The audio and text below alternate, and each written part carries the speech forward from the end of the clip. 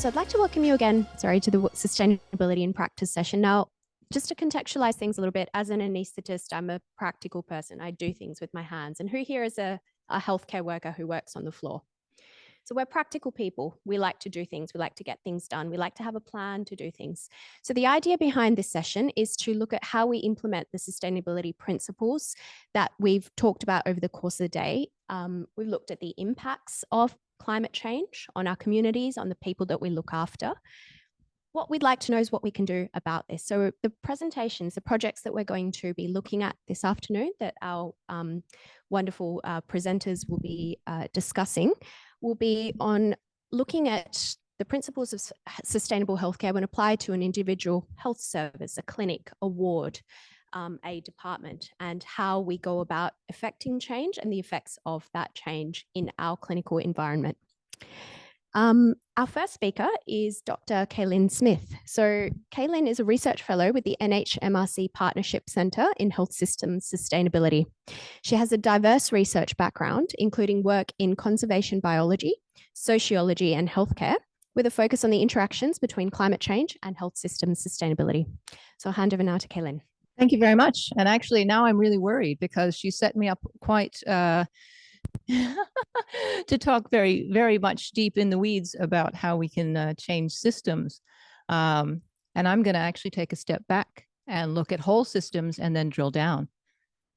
All right. So that's me.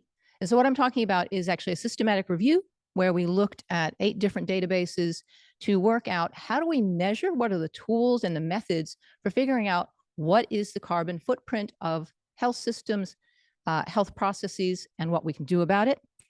We're all familiar with this. You know, the impact of the health system is quite different depending on what country you're in. So in the UK, it's very low. In the US, where I'm from, is quite high. And we're somewhere in the middle.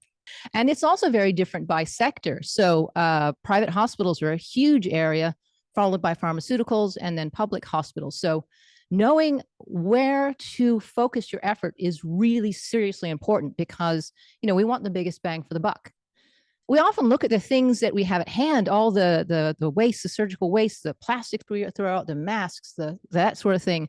But the things you don't see can actually have a bigger impact.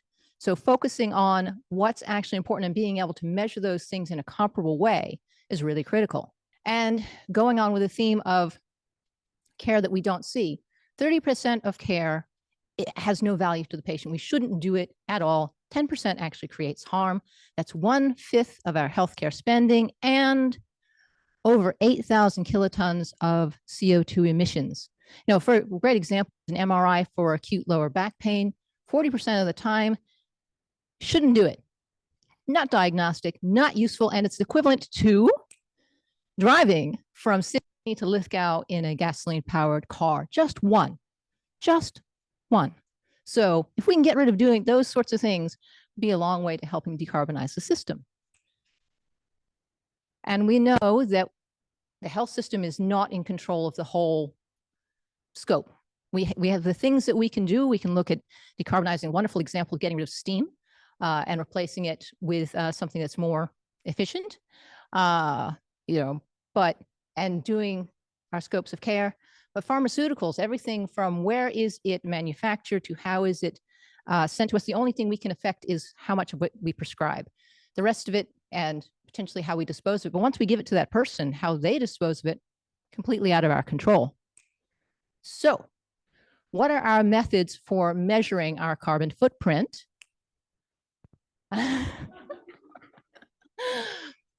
Well, if you're talking about on the whole country scale, these multi-region input-output, this is the gold standard. And the reason is it all comes down to money.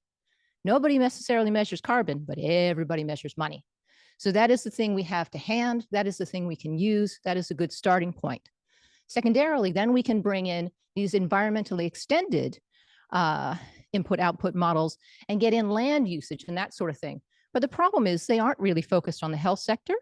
The health sector crosses so many of these different things with transportation and our energy and such. So it's not the best tool. It's a good way to understand at the country level, but it's not the best way to understand at the health sector level. So taking a step down, if we wanted to look at a hospital, we want to look at a sector, we can use these environmentally extended life cycle analysis assessments, which allows you to get into the process. Is this process better than that process? What should we be doing? Should we be using reusable surgical gowns, or should we be using the single-use ones that we're doing now? And it allows you to make those comparisons and wrap them up at the sector level. I've actually put up a tool here that is a free tool, weird colors, that allows at the state or national level to figure out which one is better. Next. So life cycle assessment is sort of the gold standard from the bottom up. If I really want to know what thing I should pick, which is the one that is going to be the most efficient, which process should I go for? This is the process that you'd want to do. Now, OpenLCA is wonderful. It is an actual resource that is free to use. There are quite a few paid ones, but the real challenge is they're also really complex. You have to figure out what's within scope for these. If I'm thinking about food waste, do I go back all the way to where the grain is made and the water and that sort of thing? So these are really complex tools. And we do actually have, and I actually should say this, I'm a researcher. This is all, I'm not paid to say this, but a really good tool is from Global Green and Healthy Hospitals, and everyone has got to be familiar with the Hippocrates database, where you can actually go and enter your carbon footprint. You can work out, and it's as much or as little information as you want to. You can use also the checklist, which is just sort of a snapshot. And these are ways that you can work out how your hospital is doing. They also have a wonderful sustainable procurement checklist that you can use. Now you can see why I had to use the disclaimer that they didn't pay me to say this. But, and there has to be a but, you have to know. You have to go and find your procurement data. You have to record it. You have to have somebody dedicated to doing this. It's very time consuming. So we look to our colleagues over in the UK, the Greener NHS program running since 2008. What they do is they do it at the level bottom up from LCAs, top downs with the MRIOs to actually come up with what's our carbon footprint. And they work with hospitals with their anesthetics. They work with the estate management to figure out what's happening. So they have this wonderful database. And if you were a GP and you said, how am I doing as far as prescribing compared to my colleagues? You could literally go to their database, put in your details, and it would tell you. And it would explain to you how you're doing compared to others and why it matters. It's wonderful. You don't have to know anything except for who you are. Now, the downside is for environmental footprint, it's only got 2 things so far. But for medication prescribing, we know antibiotics, it's not just the environmental footprint, it is potentially creating antibiotic resistance. So knowing where you are with your population and how you are compared to others is really important. On the other angle is the general practitioners, where you do have to know what you're doing, but it's a nice, easy tool where you can go in and put in how much of anything you use, and it can tell you what your footprint is.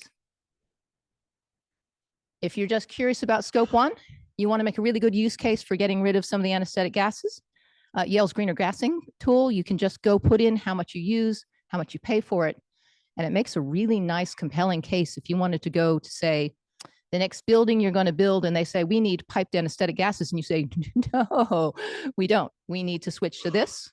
It gives you that pricing because that's a lot of what everyone's really concerned about. Now, this is a wonderful tool called Eye Efficiency. It's for cataract surgery. So it's a time and motion study. It's literally an app.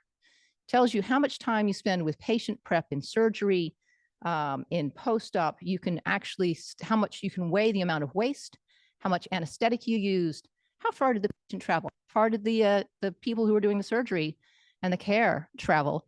Bring that all together and combine it with an LCA and an EOI LCA to tell you what the carbon footprint of that procedure was. And this is a wonderful study across the 8 different locations that tells you, and this is a really critical point, that it really matters. Context really matters. The type of surgery you're doing and where you're doing it makes a huge difference. Because if I'm like, all right, I'm in Chile, so the thing I really want to focus on is patient and staff travel.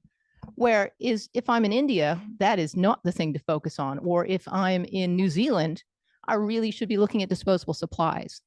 And that's why that context dependent detail is so critical, because it really does matter where you are.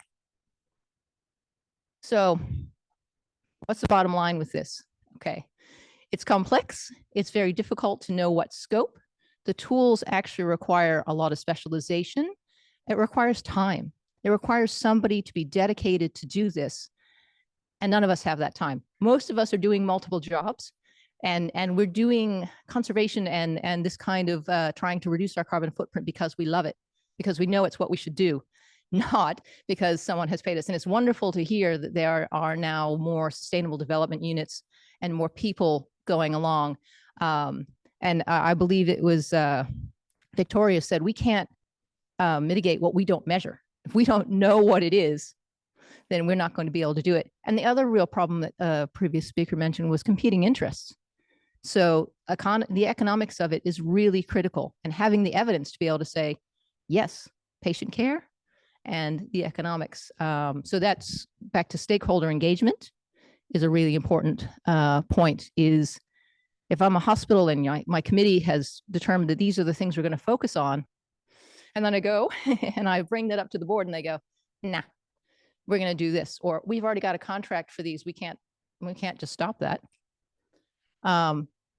So our benefits are really, it tells us what the hotspots are.